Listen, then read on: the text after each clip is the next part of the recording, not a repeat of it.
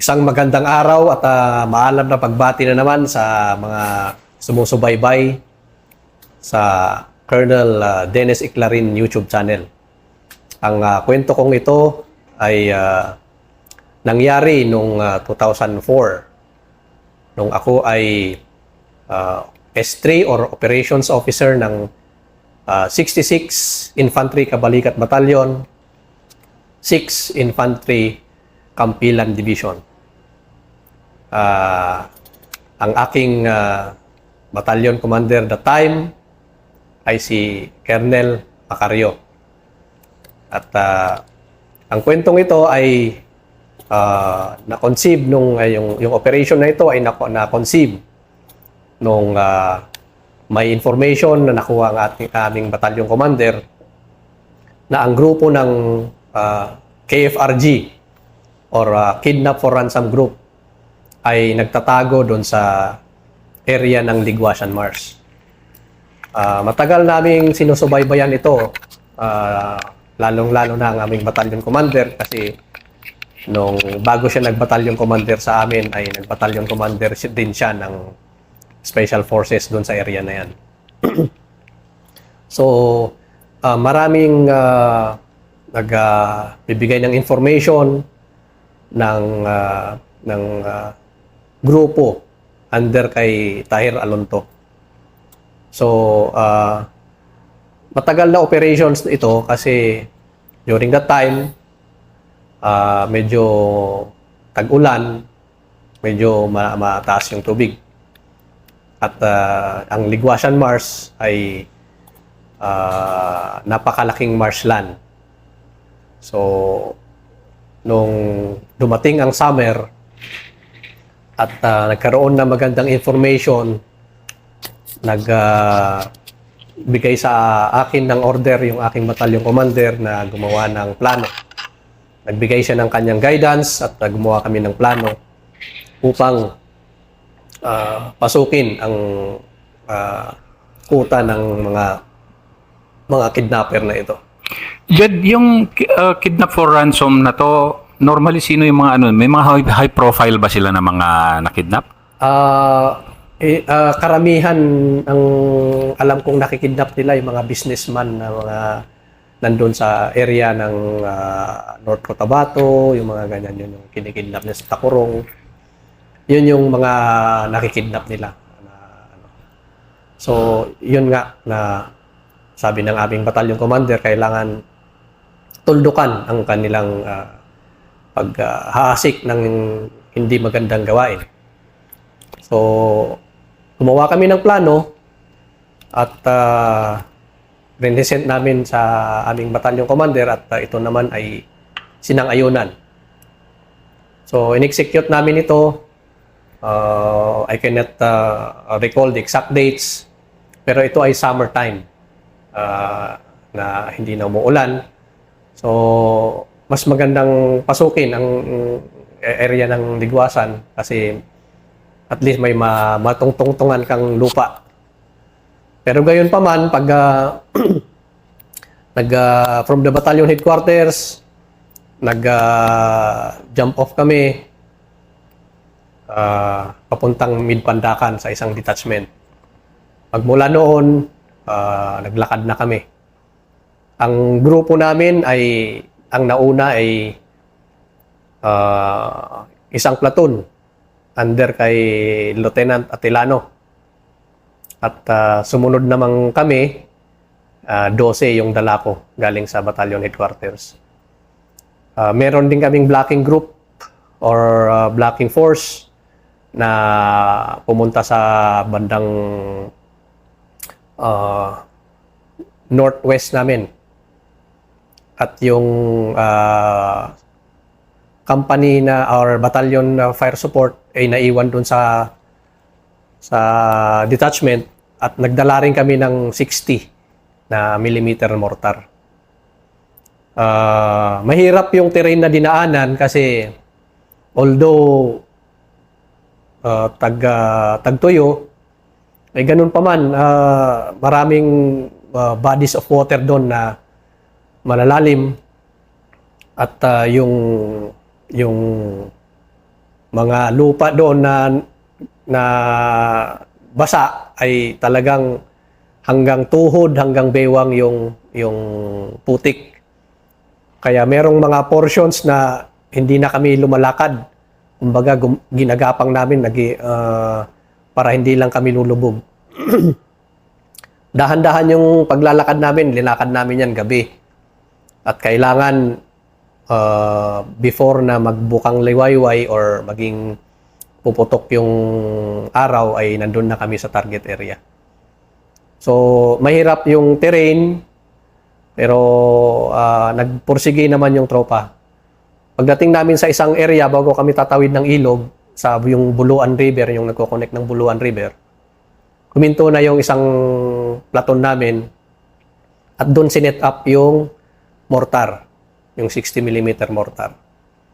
Habang kami ang naglalakad patungo doon sa target area namin, yun naman blocking force doon sa bandang kaliwa namin, may dalawang 50 caliber naman yung ginamit nila na pang-blocking sa kalaban. Kasi alam naman natin doon sa area na yan ay yun nga mabilis yung pagdagsa ng mga reinforcement ng kalaban. So tinawid namin yung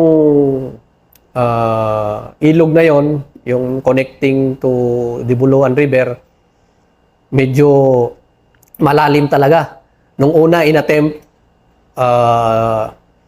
lubog kami kasi mabigat yung dala namin. Talagang nagdala kami ng maraming bala, one basic load.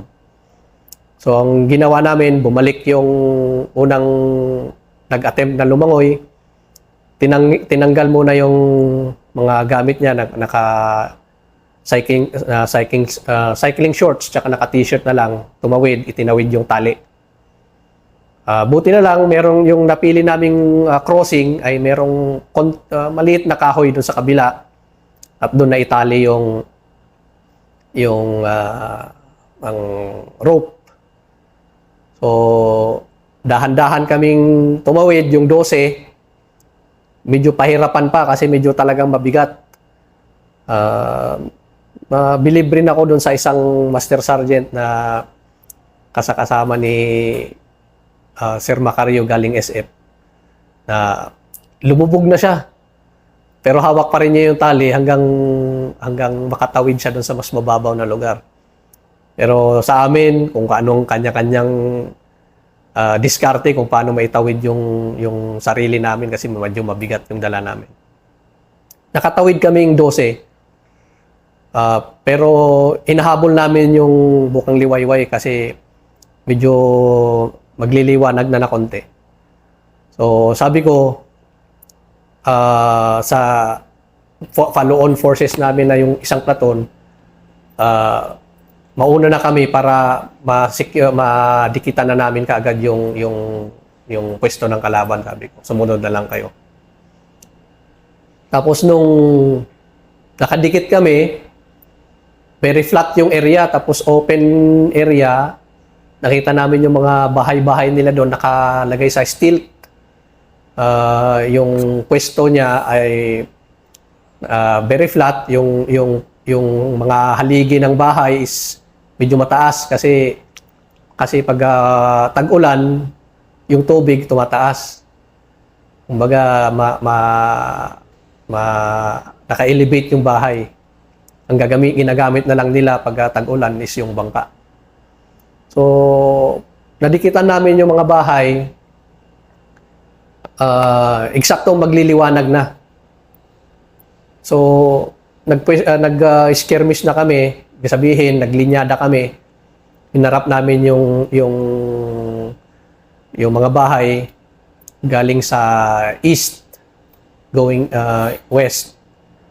So sa 12, nasa gitna ako, yung kabila 5, yung kabila 6. Sa gitna ako. Nung magliwanag na talaga, may lumabas na nakalaban.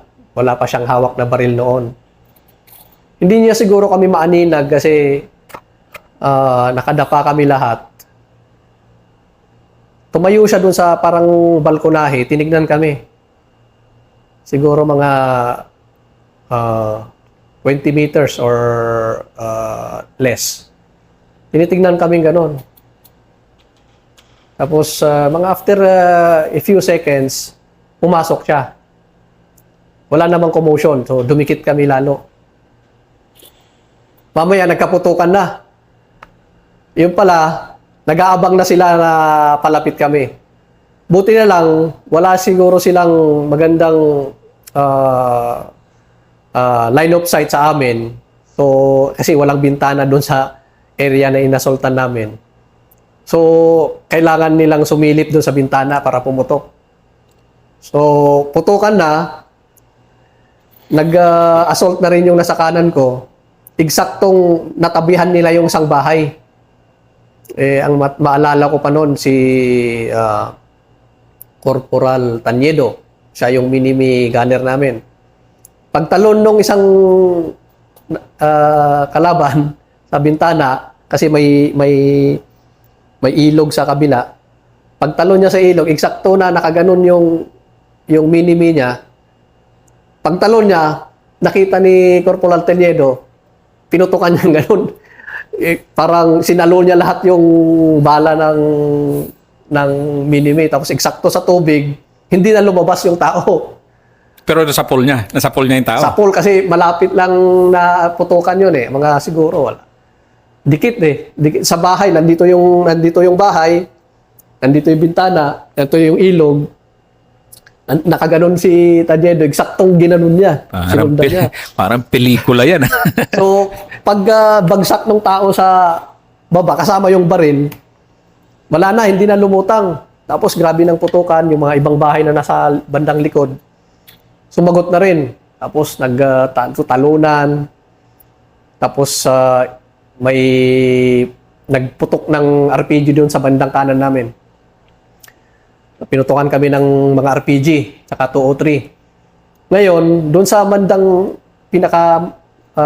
second na pinakamalayong bahay, mayroong pumutok na ngayon na 60.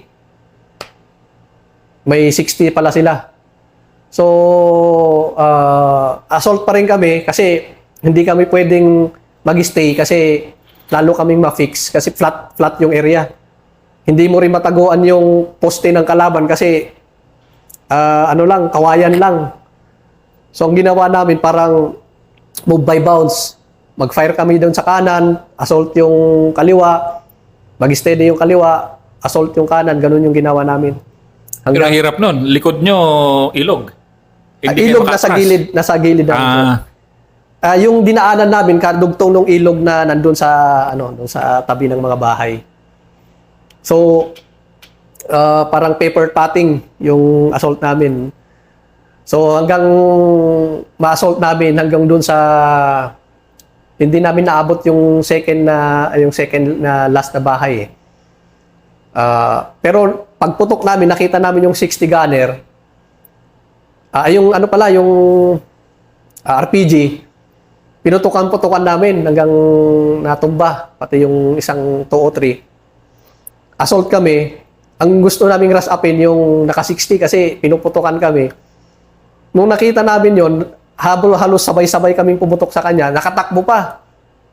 Flat na ganun na area, mga bahay, sa unahan, mga talahib. Nung tumakbo yung kalaban na naka-60, makikita namin na susuray-suray na. Makikita mo yung bala na gumaganon-ganon. Before na makarating siya doon sa makatago doon sa talahib, tatamaan, eksaktong sumubsob siya, yung talahib, nandun siya. Kaso lang, hindi namin ma-assault ngayon kasi during that time, nung nagkakaputukan kami early on, meron na palang barotor na malalaki, dalawa, nanggaling sa side ng Buluan, meron rin side ng sa west area. So nahagip pa nung blocking namin na may 250 caliber, kaputukan pa sila. Pero naiwasan nila 'yon ng na naka-extra kit sila doon sa area ng blocking namin. So nakalusot sila doon sa amin. So yung pumutok sila ng 50 at saka mga 30 caliber doon sa Baroto, sabi ko, maipit na tayo, sabi ko. Yung platoon namin na nakasunod, hindi ata nakatawid lahat eh. Kasi medyo na ano na kami, na agahan. So, hindi na sila tumawid. Ang ginawa na lang nila, nagpunta dun sa bandang kanan namin para makasupport sa amin. Pero sabi ko, maiipit tayo dito. Pero nung ano namin, pag-assault namin, nabilang na namin nakuha na namin yung mga patay nila, 8 body counts. Tapos may mga RPG, 2 o 3. Ang hindi lang talaga namin makuha-kuha yung 60 kasi alam naming tumumba kasi nakikita namin yung katawan niya doon sa may talahib eh. Ang problema, pumutok yung machine gun sa kanan, may pumutok din sa likod namin. Oh. So, oh God, 260. Sa 50 ata yun, sir, kasi medyo malalaki. Bag. So sabi ko, extricate na tayo dito. Kunin nyo na lang yung mga baril, mga bala. So, kinuha. Hindi na nga kami nakapag-picture doon sa mga patay nila eh. So, tatawirin pa na namin ulit yung ilog doon sa kaliwa namin. Buti na lang, yun pala, medyo mababaw na ng konti hanggang hanggang leeg. Hindi na kagaya nung sa unahan na lampas tao. So, nakatawid kami. Before that, sabi ko sa mortarin nyo na yung TRP natin. Mortar nila yung TRP. Kaso lang, very talaga yung nag-hold the line rin yung mga kalaban para ipitin talaga kami. Pero yun ang tamang desisyon. Extricate ka kagad kasi magtagal ka doon. Ipit ka talaga, sir. Pinta kasi ka doon. Tapos sabi ko sa artillery namin doon sa Midpandakan, sabi ko, putukan mo na yung pwesto ko, yung last na binigay kong Golf Charlie, yung grid coordinate. Putukan mo na. Sabi ko, nag-hesitate pa yung XO namin, yung batalyon XO. Sir, sabi ko, kung hindi nyo puputukan ito, maiipit kami. Putukan nyo na. Ako nang bahala dito. Sabi ko, call ko yan. So, although sabi ng artillery, sige, kinonvince naman siya na putukan. So, naputukan yung pwesto namin, sir. Pero, papunta na kami doon sa kabilang pangpang. Gaano na kayo kalayo noon sa pwesto nyo? Malapit lang, sir. Siguro mga 50 or 75 meters. Pero gun target line kayo o lumihis? Lumihis kami ng konti. Okay lang. Gun target line, alanganin yun. Ang mortar naman doon sa pinanggali, yung nakatutok naman sa galing Buluan, sir. Mm. So, nakatawid na kami. Putukan pa rin, hinahabol talaga kami nung baroto. Putukan nyo na. So, bagsak na kagad yung artillery tsaka yung mortar. Pagdating namin doon sa area ng isang platoon namin, tapos nag-link up kami doon sa area ng sa pwesto ng naka-mortar. Daming nagtatakbuhan na nakalaban, nakikita namin kasi very flat eh. Pero medyo malayo na, siguro mga 300 or hindi lang, mga 400 plus. Nakikita namin na nagtatakbuhan sila kasi binabagsakan sila ng artillery 105. Ngayon, may nag-iisang puno doon ng kawayan. Nagtumpukan sila doon. Magaling tong mortarman ko na si Staff Sergeant Makalipay ata yun, apelyido niya. Sabi niya, estimate niya, ganito, ganyan. Tapos charge 0, mga ganon. Pagputok, isang bala pa lang, eksaktong-eksakto naman doon sa puno ng kawayan na yon. Itim na itim yung usok. Wala lang lumabas sa tao. Tawa kami. Tapos sabi ko, umalis na tayo rito. Sabi ko sa radyo man, sabihan nyo yung natin, yung blocking force doon sa dahan-dahan na rin. So, dahan-dahan na rin sila. Maganda yung pwesto nila kasi may kalsada. Sa amin naman, maglakad pa kami yung dinaanan rin namin na yung mga maputikan. Pero may malapit na kalsada na. Sinalubong na kami ng doon, ng armor. So medyo kampante na kami kasi medyo marami na yung puwersa. So, 12 lang kayo. 12 kaming pumasok. Oh, hindi. Ilang body count? 8, sir. Oh, ilang firearms? 6 ata yun, sir. May dalawang... Lupit ah. Nadala niyo yung firearms. Oh, dadala namin. Yung mga body count, wala na, doon na lang. Hindi na nga namin napicturean kasi wala na putukan na Ang meron pa sanang M60 kung nadikitan lang namin yung natumba na yon. Pang DCS yan Nag-DCS kayo doon? Recommended lang pero nag-fall ng gold cross. Mga ganyang banat yung mga tipong staff of legend na di ba, buga, atras pag natapos na mission, huwag kang magtagal at mapinta kasi ka. Pagdating namin sa sa patrol base sa TCP namin sa detachment, andun yung artillery. May picture pa kami yan, hindi ko lang alam kung saan ko nilagay. 12 kami nagpa-picture. Hindi ko namalayan, sir, na grabe palang dungis namin, sir, puro putik. Sabi nung nung isang officer doon na artillery. Oh, parang dirty dozen So, nabantagan na dirty dozen. Dirty dozen talaga kayo? Kasi dumi-dumi namin Puro putik yung, pati yung mga baril namin. Hindi yung mga uniform. Kasi yung putik, sir, talagang ang lalim. Kaya, gapang na lang kaming ganun. Yung baril. Para maka-move forward noon. So, yun yung kwento naman doon sa sir, sa Ligwasan Mars, sir, sa may bandang Midpandakan. Yan dapat yung pinapalabas sa alma mater mo sa Australia Sir. Yun lang yung kwento namin sa sir, sa 66 IB, sir, na parang composite yung na taga headquarters yung kasama ko.